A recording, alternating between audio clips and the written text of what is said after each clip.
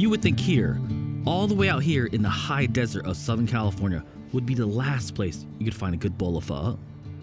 But you'd be mistaken.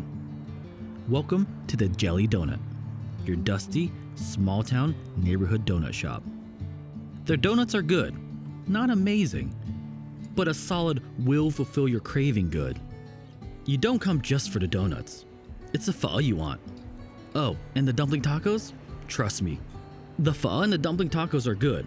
Really good. Like, no excuse to be this good in the middle of the desert good.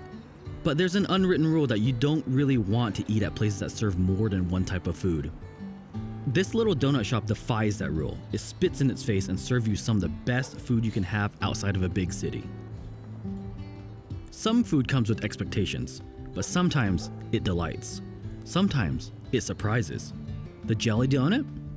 Well, it's a place that certainly does both.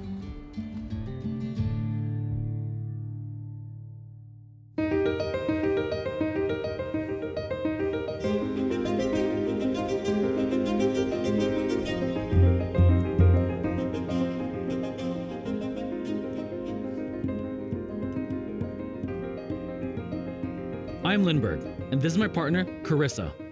We love food and we love to cook. And for the past few years, we've taken that passion to the road. We've traveled all over and cooked meals in the most spectacular of landscapes.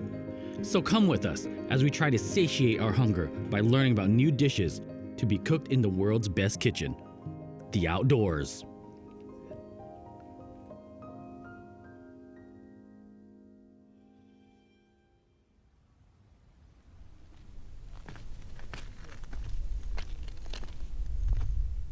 This is my very good friend, Mac.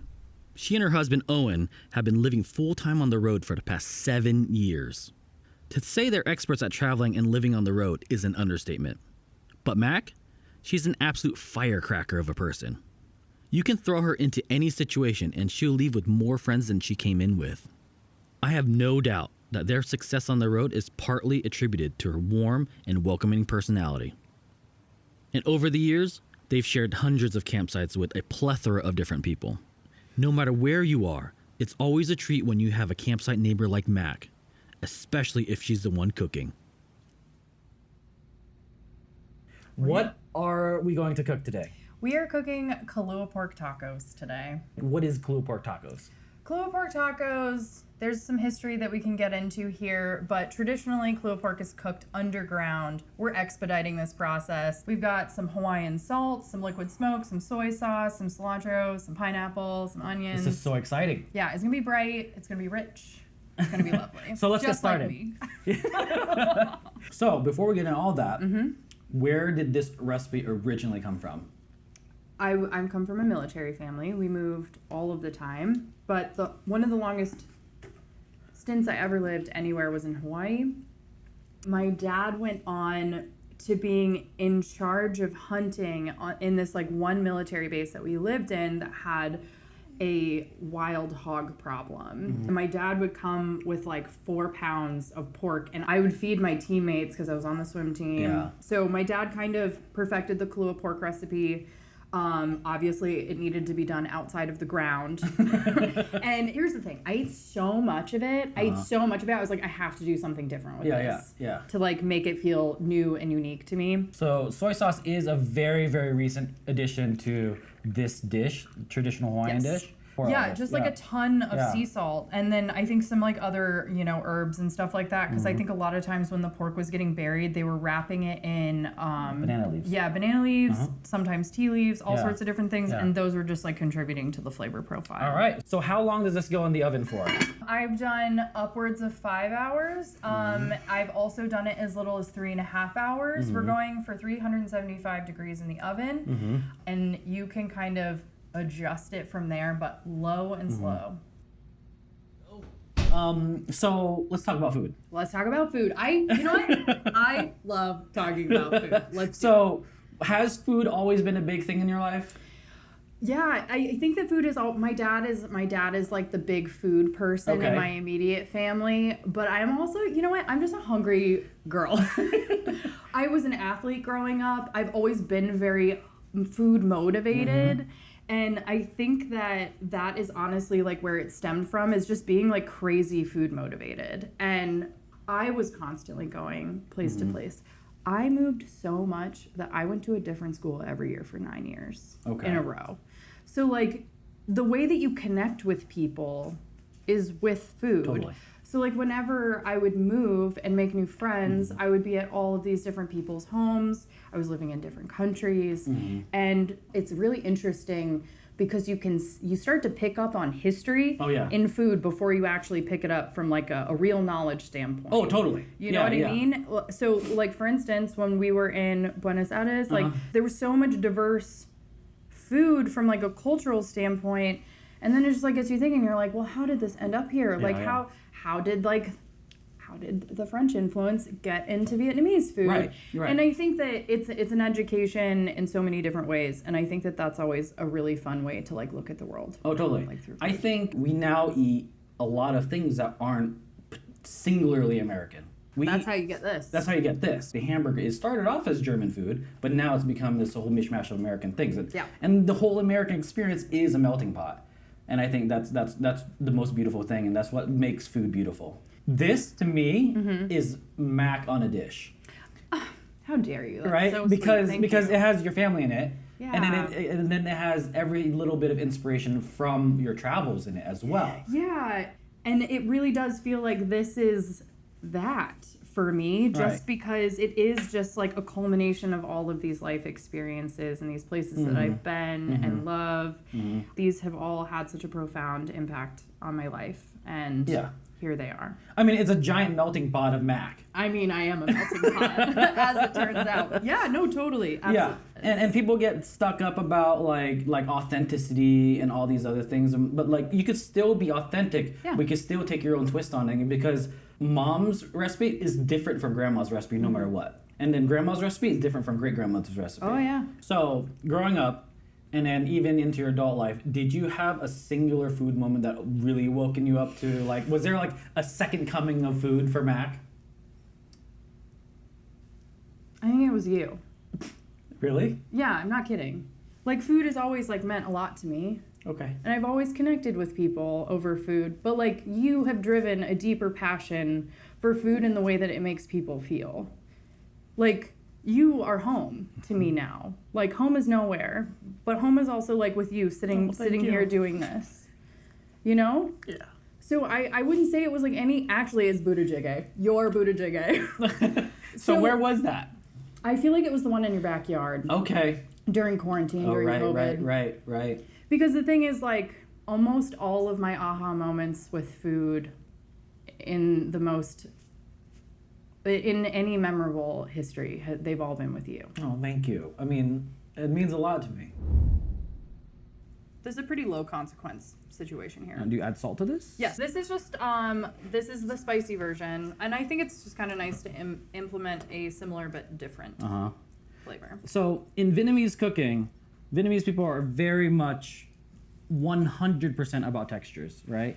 And so I think this is great because you have the soft, very soft braised pork meat, which is also fatty. And then you have the texture of the slaw, which it also is a little sour, and it cuts up the fattiness of the pork, and then a little bit of sweetness. And I think this speaks to all of my Vietnamese spidey senses. I learned it from you. So yeah, once you have your vinegar and your salt in here, and the salt is just gonna help pull some of the moisture. So now that this is done. Now this is a limber, we're gonna set it aside. Okay. Yeah. You guys have been on the road now for our 7-year anniversary. We totally forgot about it. It was 2 weeks ago. It came and it went. Yeah. 7 years. 7 years is incredible. 7 years in 2 weeks. Yeah, you guys are like the aspirational overlanders at this point. I don't know about that, but thank you. So how did you get started in traveling? Our biggest inspiration was actually my parents. Okay. My dad graduated, my mom had already graduated. They were about to need to show up for my dad's first assignment in the Army, and they had 6 months. And my dad was like, I'm about to go put my life on the line for a country that I don't know what it looks like. Yeah. So they borrowed my grandfather's station wagon and a bunch of camping gear. And they left for I think it was almost 6 months. And I have grown up hearing about this trip almost like all the time. And then when Owen entered my life, he started hearing about that trip and he was like, I think we need to do that when we graduate. Yeah. And I was like, yeah, I mean, you know me. I'm a yes girl. I was like, yeah, duh, we're doing it. Yeah. And so the cool thing is, like, a lot of the gear that we took when we graduated and hit the road was same camping gear that went on that trip with my parents. That's amazing. Yeah, so we went for 6 months in a Honda Element and a tent. And how much money in your pocket? I think it was like $6,000, and we went for 6 months. That's perfect. So 6 months. Yeah. You guys came back from that 6 months, and you're like, how do we do this? We didn't come back from that trip. We ran out of money in Colorado and had to race back to family. And so we ran out of money. We went back to Atlanta. 2.5 years later, we both had studio jobs. We had bought a house. We were both freelancing on top of all of that. And it was like almost midnight one night.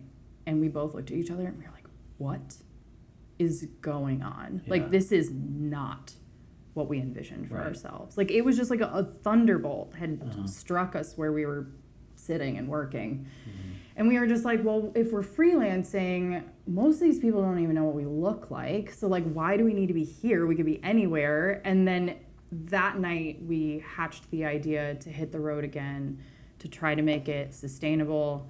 And so we put a date on the calendar 2.5 years. But that's the most important thing, by the way. Putting a date on the calendar is the hardest part, and you have to do it. Yeah. Oh, I'm gonna flip this taco around. All right. What you got? What you got? That's so good. Oh, I love the pineapple. It's like a treat on top of all of it. It brings a lot of like juice. Yeah. So what is you and Owen's go-to meals while you're on the road? That changes all the time, and it mostly is influenced by access. Yes, I agree. Yeah. I think that there's a really fun challenge to doing the best you can with what you have. I love doing that. Yeah. One of my favorite things to do is to go into an ethnic grocery store that has like a really diverse food selection, and you pick at least 1 or 2 things that you have no idea what it is. You don't know what you're gonna do with it. If it looks good, try it. If you're on death row tomorrow, what would be the last meal? Don't ask me this question. This is like the hardest question because we were talking about there's a show. Yeah.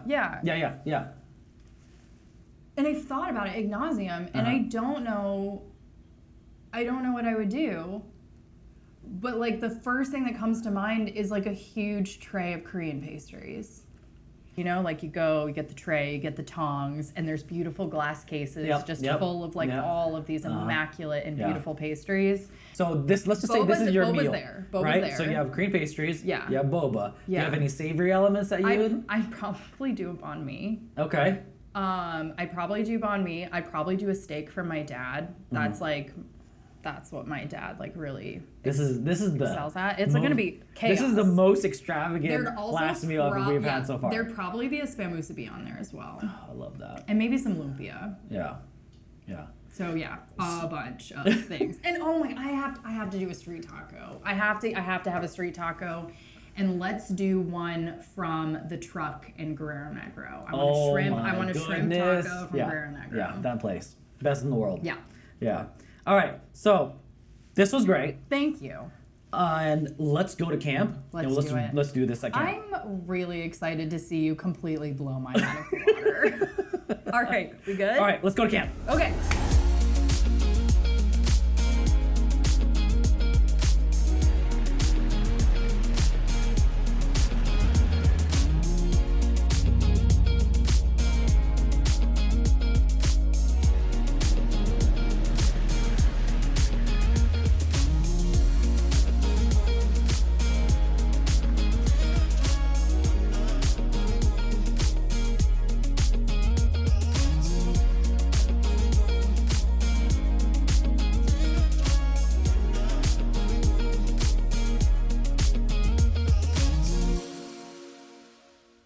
Hey guys, we're here at camp now.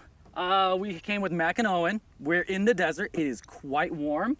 And so we're gonna change up our minds a little bit and we're gonna go to camp in Hawaii making Mac's family's recipe Kalua pork. And it's I mean, it's incredibly easy to do. We're not doing a stove this time around. We're doing a low and slow cook here at camp. It's just a chill day at camp, and we're just gonna put this on coals. We have coals over there. It started about 40 minutes ago on the coals. I use an instant briquette, and no need for lighter fluid. You just light them up, and then they just go, and then you just let it go in the charcoal chimney for about 40 minutes, and then you are good to go. I mean, other than that setup, this is an incredibly easy recipe to make at camp because you set it, you forget it, you go hang out, you do camp things, you hang out, enjoy the outdoors, and this is it, right? Mm-hmm. So I might offend Mac's family just ever so slightly. I'm changing up the recipe a little bit, but mostly things are the same, right? So we have right here is our pork shoulder. I have about 4.5 pounds right here.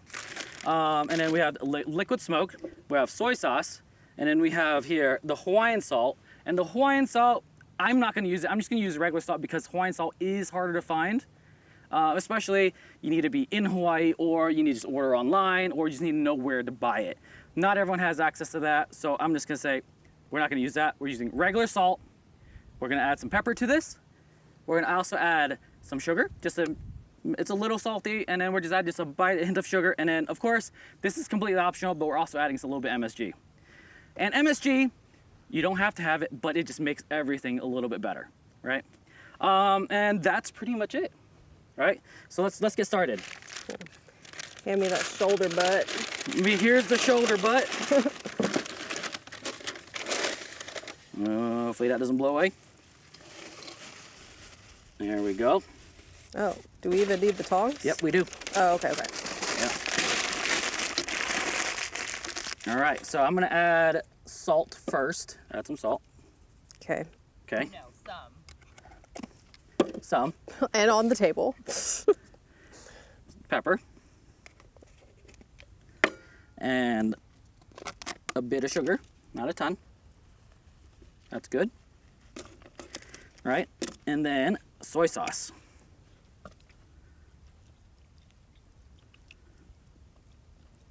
I would say that's good. That's about a half cup, right? And then liquid salt, or liquid smoke, I'm sorry. And about 2 tablespoons. That's good. Oh boy. And then I am also adding a little bit of water. This will help just soften everything up, and also make the pulled pork, once it is falling apart, it'll make it a little bit more moist. And just a little bit of water. Go ahead and mix that up, Carissa. Okay. And that is it. Like, she's gonna mix it up, make sure everything's incorporated, and then we're just gonna put it on the coals, hang out for about 3 to 4 hours, and maybe, hopefully, I don't offend Mac, but we'll see. Yeah. So I think that this is what I like most about cooking with you is I think that you take something and you make it yours. Yeah. Like, would it be yours without MSG? No, but yeah. No, but I think that that's awesome. That's the thing. There's nothing that's right or wrong, and I'm gonna be honest with you. Something tells me that it's going to be better than mine because it always seemingly is. No, but I mean, we're at camp, so everything's always better at camp, so that's already a cheat. That's true. That's a full 100% cheat. This looks beautiful. Yeah. And that's pretty much it. We're gonna walk over to the coals, and we're gonna put, what I usually do is I do about 8 to 12 at the bottom and then 8 coals at the top, and that's pretty good. And again, because this is a longer cook, you do have to babysit the coals a little bit. So once you put the coals on to the Dutch oven, start another set of coals, because the little briquettes last about 45 minutes to an hour, just really depends. And so once you put them on, do an hour, and then every hour check them up, start it again, and we'll go from there.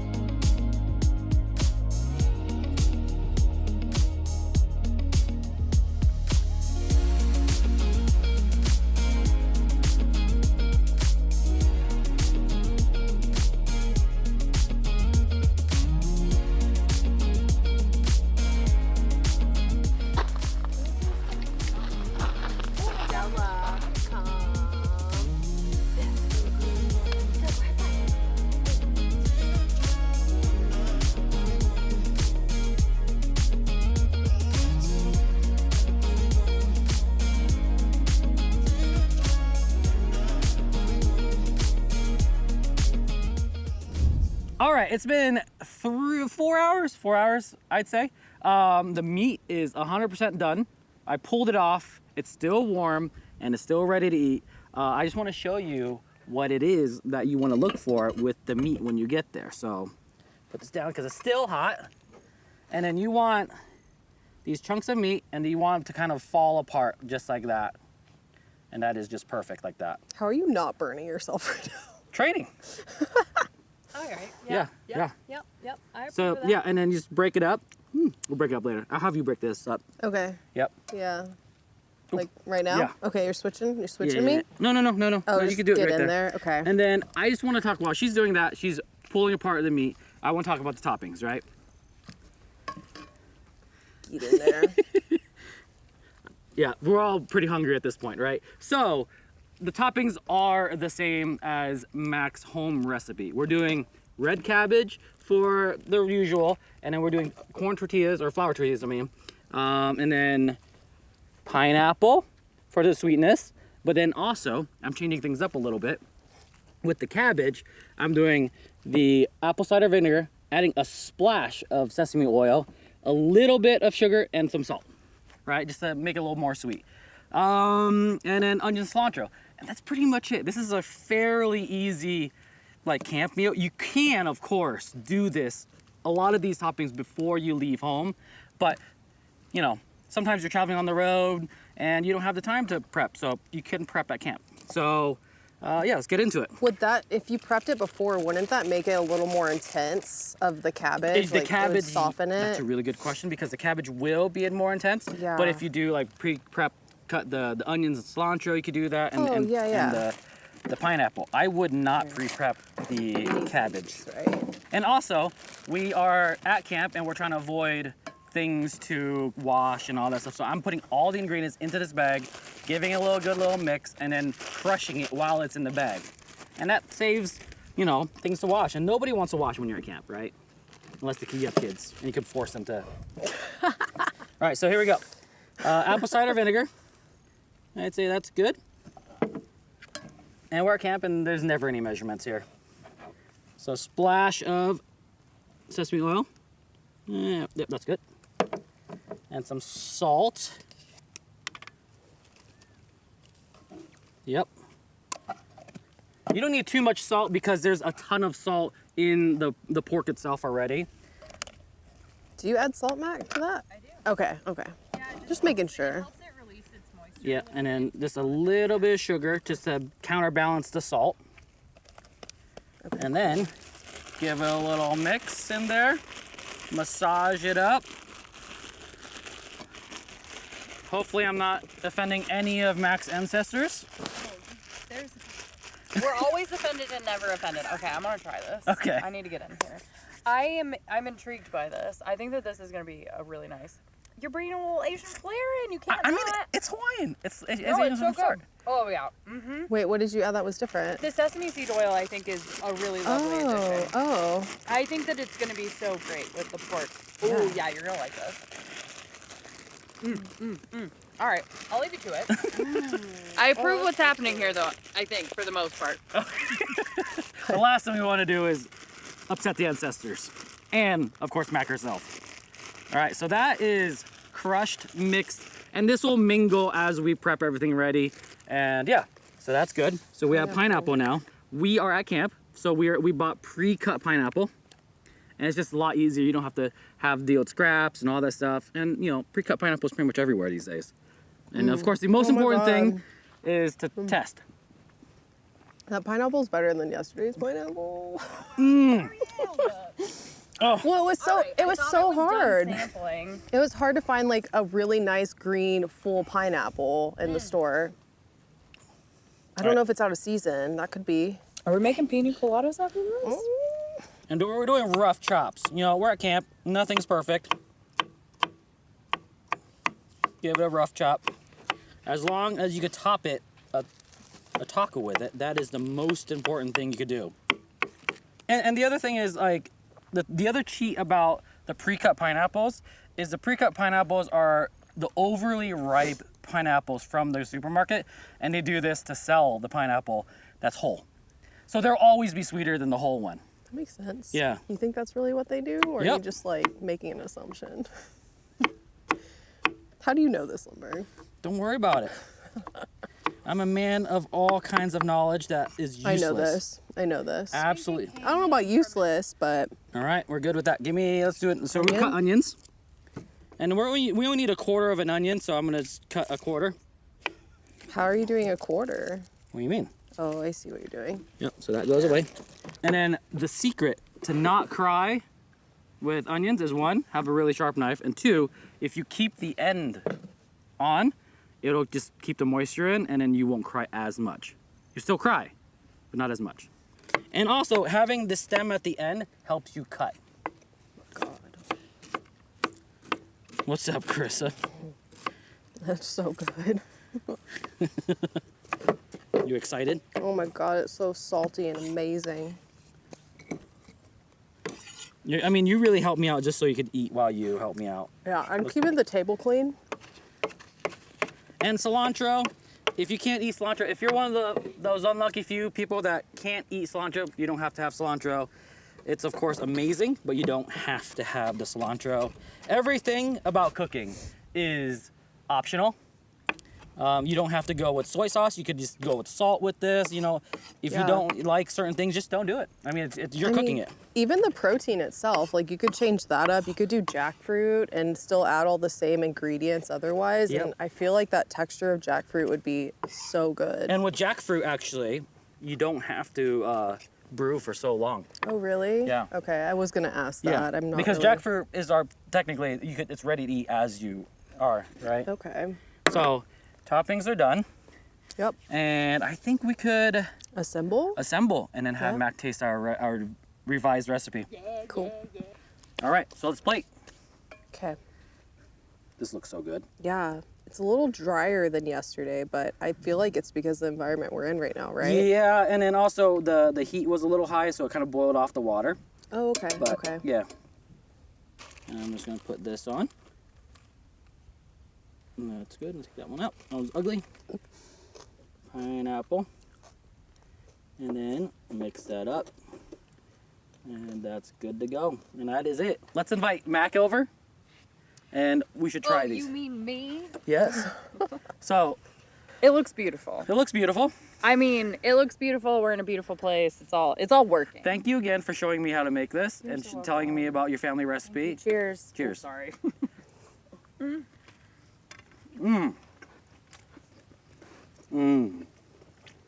I really do love the sesame seed oil on the slaw. Mm-hmm. I think it's just like a nice little fun, complex additional flavor. I love that, right? Oh, it's great. One more bite. All right. Okay, cool. Give it to me. So, so that's Kalua pork tacos in a Dutch oven at camp. Basically, we're in the desert, but we're also in Hawaii at the same time. Right? I love it. Love it. So, My mouth is. Yeah. so that's it. This is really awesome, and I'll see you guys next time at camp.